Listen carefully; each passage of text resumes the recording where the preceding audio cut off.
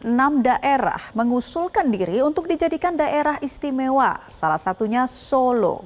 Usulan menjadikan Solo sebagai daerah istimewa termasuk dalam pembentukan 341 daerah otonom baru yang masuk ke Kementerian Dalam Negeri. Usulan ini pun menuai sorotan publik, apakah layak Solo menjadi daerah istimewa?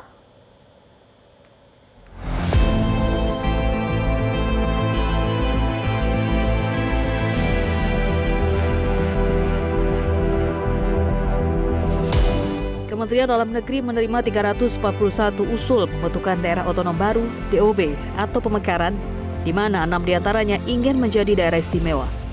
Hal ini diungkapkan oleh Direktur Jenderal Otonomi Daerah Kemendagri Akmal Malik dalam rapat kerja bersama Komisi 2 DPR 24 April lalu. Banyak PR, ya tadi sudah sampai pimpinan, ya jadi ada 42 usulan provinsi, 252 kabupaten, 36 kota. Nah, ada 6 yang daerah istimewa, meminta daerah istimewa. Dan juga ada 5 meminta daerah khusus. Tentu izin sekali lagi, ini adalah PR kita bersama karena undang-undang mengamanatkan agar pemerintah dan DPR untuk melakukan langkah-langkah evaluasi ke depan. Solo menjadi salah satu yang mengusulkan untuk menjadi daerah istimewa. Namun, Wakil Ketua Komisi 2 DPR Arya Bima mengingatkan wacana menjadikan Solo berstatus daerah istimewa harus dikaji hati-hati. Faktor kultural dan sosial tidak cukup untuk dijadikan landasan keistimewaan suatu wilayah, tetapi juga ada faktor historis. Bagaimana usulan itu harus didukung tidak hanya pengusul atau kelompok pengusul atau masyarakat Kota Solo, tapi bagaimana argumentasinya harus betul-betul diberikan faktor-faktor misalnya soal kesejarahannya. Karena usulan ini harus tidak hanya didukung oleh masyarakat Kota Surakarta, tapi juga harus didukung oleh publik.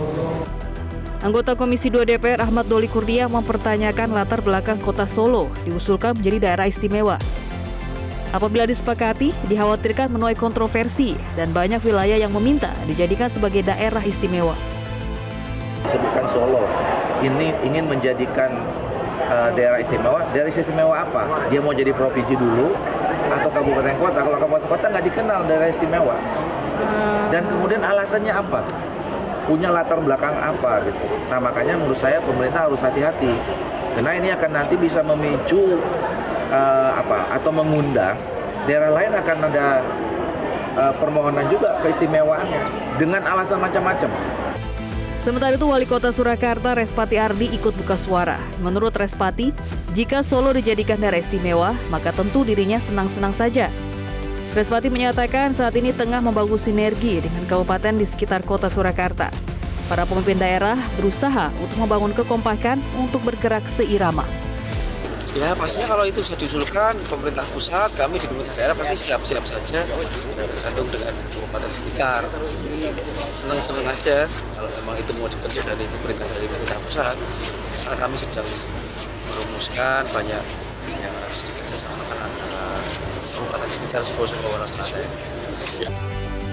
Menteri Sekretaris Negara Prasetyo Hadi menyatakan pihaknya tidak ingin gegabah dalam menyikapi usulan Solo menjadi daerah istimewa karena membutuhkan waktu untuk mempelajari lebih lanjut.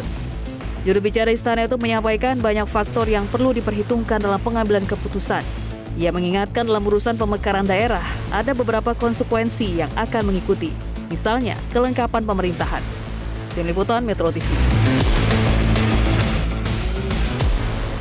Jelajahi cara baru mendapatkan informasi. Download Metro TV Extend sekarang.